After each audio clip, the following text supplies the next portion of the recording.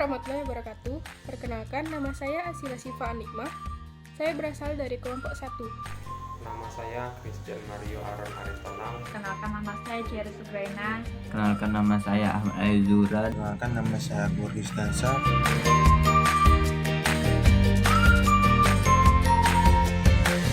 Saya akan membahas tentang perkembangan ejaan bahasa di Indonesia. Ejaan adalah perangkat aturan tentang cara menuliskan bahasa dengan menggunakan huruf, kata, dan tanda baca sebagai sarananya. Kemudian ada fungsi ejaan. Fungsi ejaan ada 3. Yang pertama, landasan pembakuan tata bahasa. Yang kedua, landasan pembakuan kosakata. Yang ketiga, alat penyaring masuknya unsur-unsur bahasa lain dalam bahasa Indonesia. Setelah itu ada sejarah ejaan. Sejarah ejaan ini sudah beberapa kali mengalami perubahan. Berikut daftar-daftar sejarah ejaan dari masa ke masa. Yang pertama, sejarah ejaan dari Van Ophuijsen pada tahun 1901. Ejaan ini merupakan pengembangan ejaan bahasa Melayu dengan menggunakan huruf Latin yang dilakukan oleh Profesor Charles Van Ophuijsen, ahli bahasa berkebangsaan Belanda, dibantu oleh Engku Nawawi, gelar Sultan Makmur, dan Mohthaib Sultan Ibrahim. Ejaan ini menjadi panduan bagi pemakai bahasa Melayu di Indonesia. Yang kedua, ada ejaan Republik pada tahun 1947 sampai 1972. Ejaan Republik diresmikan pada tanggal 19 Maret 1947 menggantikan ejaan sebelumnya, yaitu ejaan Van Ophuijsen. Ejaan ini dikenal juga dengan nama ejaan Suwandi yang menjadi Menteri Pendidikan dan Kebudayaan pada saat itu. Yang ketiga, yaitu ada ejaan pembaruan pada tahun 1957. Ejaan ini direncanakan untuk memperbarui ejaan Republik. Penyusunan itu dilakukan oleh Panitia Pembaruan Ejaan Bahasa Indonesia pada tahun 1957 oleh Profesor Prijono dan Eka Topo. Namun, hasil kerja panitia itu tidak pernah diumumkan secara resmi, sehingga ejaan itu pun belum pernah diberlakukan. Kemudian yang keempat ada ejaan Melindo pada tahun 1959 atau disebut dengan Melayu Indonesia. Ejaan Melindo sebagai hasil usaha penyatuan sistem ejaan dengan huruf Latin di Indonesia dan Persekutuan Tanah Melayu pada tahun 1959. Akan tetapi, karena terjadi masalah politik antara Indonesia dan Malaysia selama bertahun-tahun, akhirnya peresmian ejaan ini tidak dilaksanakan. Kemudian yang kelima adalah ejaan baru atau ejaan LBK. Pada tahun 1967, Lembaga Bahasa dan Kesusastraan atau sekarang bernama Pusat Bahasa mengeluarkan ejaan baru atau ejaan LBK sebagai pengembangan ejaan Melindo yang tidak ada kepastian. Pada ejaan ini sudah banyak perubahan ejaan yang disempurnakan. Hampir tidak ada perbedaan antara ejaan baru dan EYD, kecuali rincian kaidah-kaidahnya. Selanjutnya, ejaan yang keenam adalah ejaan EYD atau ejaan yang disempurnakan pada tahun 1972 sampai 2015. Ejaan ini diresmikan pada tanggal 17 Agustus 1972 berdasarkan putusan Presiden nomor 57 tahun 1972 oleh Presiden Republik Indonesia yang bernama Soeharto. Untuk menggantikan ejaan Republik atau ejaan Suwandi, Departemen Pendidikan dan Kebudayaan menyebarkan buku kecil yang berjudul Pedoman Ejaan Bahasa Indonesia yang Disempurnakan sebagai patokan pemakaian ejaan itu. Setelah itu, Panitia Pengembangan Bahasa Indonesia, Departemen Pendidikan dan Kebudayaan yang dibentuk oleh Menteri Pendidikan dan Kebudayaan dengan surat keputusannya tanggal 12 Oktober 1972 menyusun buku pedoman umum yang berisi pemaparan kaidah ejaan yang lebih luas. Pada tahun 1988, Pedoman Umum Ejaan yang Disempurnakan atau PUEYD edisi kedua diterbitkan berdasarkan keputusan Menteri Pendidikan dan Kebudayaan Republik Indonesia pada tanggal 9 September 1987. Setelah itu, edisi ketiga diterbitkan pada tahun 2009 berdasarkan Peraturan Menteri Pendidikan Nasional Nomor 46.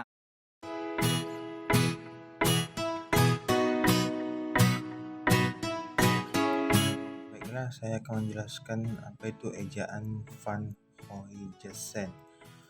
Adalah jenis ejaan yang pernah digunakan untuk bahasa Indonesia. Ejaan ini digunakan untuk menuliskan kata-kata bahasa Melayu yang dimengerti oleh orang Belanda, yaitu menggunakan huruf Latin dan bunyinya yang mirip dengan tuturan bahasa Belanda.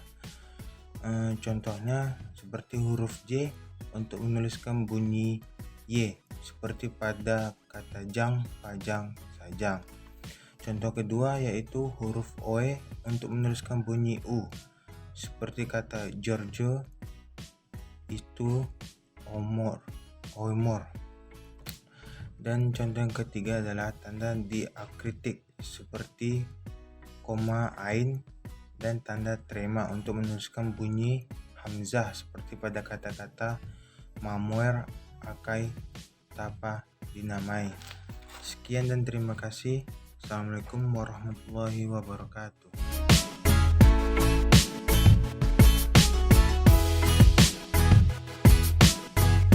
Menjelaskan tentang ejaan republik atau ejaan Suwandi. Ejaan republik adalah ketentuan ejaan dalam bahasa Indonesia yang berlaku sejak 17 Maret 1947. Ejaan ini biasa dikenal sebagai ejaan Suwandi, Menteri Pendidikan dan Kebudayaan kala itu, yang mengumumkan berlakunya ejaan tersebut. Munculnya ejaan Suwandi. Sebagai sarjana hukum lulusan tahun 1923, Pak Suwandi termasuk salah satu orang terdidik di masa-masa awal berdirinya Republik Indonesia. Waktu itu, masih sangat jarang orang yang bersekolah dan terdidik. Semasa hidupnya, Pak Suwandi dikenal atas gagasannya tentang pemakaian bahasa Indonesia. Beliau adalah penggagas ejaan Suwandi. Sebagai ketentuan ejaan bahasa Indonesia, ejaan Suwandi diberlakukan pada 17 Maret 1947. Saat itu, ejaan itu muncul menggantikan ejaan Van Ophuizen yang sudah dikenal sejak 1901. Berikut adalah ciri-ciri ejaan Suwandi. 1. Huruf OE menjadi U untuk mewakili huruf U. Contohnya, Goeroe menjadi guru, Poetra poetri menjadi putra-putri, Mengakoe menjadi mengaku, Doeloe menjadi dulu. 2. Bunyi hamzah dan bunyi sentak yang sebelumnya dinyatakan dengan koma di atas ditulis dengan huruf K. Contohnya, tak menjadi ta koma di atas, pa menjadi pa koma di atas, maklum menjadi ma koma di atas lum, rakyat menjadi ra koma di atas yat. 3. Kata ulang boleh ditulis dengan angka 2 seperti ubur 2, bermain 2, ke barat 2-an. Contohnya, ubur 2 menjadi ubur-ubur, bermain 2 menjadi bermain-main, ke barat 2-an menjadi ke barat-baratan, berlari 2 menjadi berlari-lari. 4. Awalan di dan kata depan di kedua-duanya ditulis serangkai dengan kata yang mengikutinya. Kata depan di dengan contoh di rumah, di sawah, tidak dibedakan dengan imbuhan di, pada, dibeli, dimakan. Ejaan ini berlaku sampai tahun 1972, lalu digantikan dengan ejaan yang disempurnakan pada masa Menteri Masfuri Saleh. Pada masa jabatannya sebagai Menteri Pendidikan dan Kebudayaan. Pada 23 Mei 1972, Masuri mengesahkan penggunaan ejaan yang disempurnakan dalam bahasa Indonesia yang menggantikan ejaan Suwandi. Sebagai Menteri, Masuri menandai pergantian ejaan itu dengan mencopot nama jalan yang melintas di depan kantor departemennya saat itu dengan mengubahnya dari DJL Tejilajap menjadi Jalan Cilacap. Terima kasih.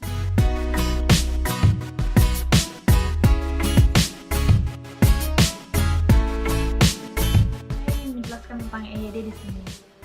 Ejaan ialah seperangkat aturan dalam penulisan bunyi bahasa untuk mencapai keseragaman dengan menggunakan huruf, kata, dan tanda baca sebagai sarananya. Batas tersebut menunjukkan pengertian dalam kata ejaan berbeda dengan kata mengeja. Kalau mengeja ialah suatu kegiatan menghafalkan huruf, suku kata, atau kata, dan kalau ejaan ialah suatu aturan jauh lebih luas dari kata sekedar. Masalah penghafalan, ejaan mengatur keseluruhan cara menulis bahasa. Ejaan yang sekarang dinamakan ejaan yang disempurnakan, EYD. EYD mulai berlaku pada tanggal 16 Agustus 1972. Ejaan ketiga dalam bahasa Indonesia. Ini merupakan penyempurnaan ejaan yang sebelumnya sudah ada dipakai selama kurang waktu 25 tahun, yang dikenal dengan ejaan republik atau ejaan sewa. Ejaan yang disempurnakan merupakan penyempurnaannya dari ejaan-ejaan sebelumnya. EYD diresmikan pada saat pidato kenegaraan memperingati HUT kemerdekaan RI tanggal 17 Agustus 1972. Kemudian dikukuhkan dalam surat keputusan Presiden nomor 57 tahun 1972. EYD ini hasil kerja panitia ejaan bahasa Indonesia yang dibentuk tahun 1966. Ada beberapa ciri khusus ejaan yang disempurnakan EYD. Yang pertama, perubahan huruf, yaitu J, DJ, NJ, CH, TJ, SJ. Pada ejaan republik menjadi Y, J, NY, KH, C, SY. Contohnya, jang menjadi yang, jadi menjadi jadi. Yang kedua, ada penulisan kata majemuk harus dipisahkan dan tidak perlu menggunakan tanda hubung. Contohnya, kaya raya menjadi kaya raya. Yang ketiga, ada partikel per, berarti tiap-tiap dipisahkan dan dari kata yang mengikuti. Contohnya, per orang, bukan per orang. Oke, itu penjelasan dari EYD. Cukup dari saya. Terima kasih. Sekian. Wassalamualaikum warahmatullahi wabarakatuh.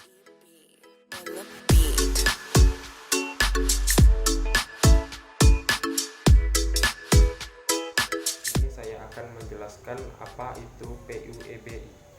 PUEBI adalah singkatan dari Pedoman Umum Ejaan Bahasa Indonesia. PUEBI merupakan pengganti dari EYD yang selama ini sudah kita kenal sebelumnya. PUEBI ditetapkan menjadi ejaan bahasa Indonesia yang berlaku saat ini melalui Peraturan Menteri Pendidikan dan Kebudayaan Nomor 50 Tahun 2015. PUEBI merupakan penyempurnaan dari EYD, artinya sebagian besar aturan yang terdapat dalam EYD masih digunakan dalam PUEBI. Selanjutnya, ciri-ciri PUEBI beserta contohnya. Ciri-ciri yang pertama, penggunaan huruf diftong. Huruf diftong merupakan huruf yang terbentuk dari hasil penggabungan dua huruf vokal yang menghasilkan satu bunyi huruf vokal yang baru. Huruf diftong terdiri atas 4 buah huruf yaitu ai, au, ei, dan oi. Contoh penerapan huruf diftong adalah sebagai berikut. Tanah itu kian hari kian landai saja. Huruf diftong yang digunakan adalah ai. Selanjutnya, ciri-ciri yang kedua, penggunaan huruf tebal. Huruf tebal pada PUEBI bisa digunakan untuk menegaskan bagian-bagian karangan seperti judul buku, bab, atau subbab. Selanjutnya, ciri-ciri PUEBI yang ketiga yaitu penggunaan huruf kapital. Huruf kapital pada PUEBI dipakai sebagai huruf pertama awal kalimat dan dapat juga digunakan sebagai huruf pertama unsur nama orang termasuk julukan. Biasanya juga huruf kapital ini dipakai sebagai huruf pertama setiap nama agama, kitab suci, Tuhan, ataupun julukan atau sebutan lain untuk Tuhan. Sekian penjelasan dari saya. Terima kasih.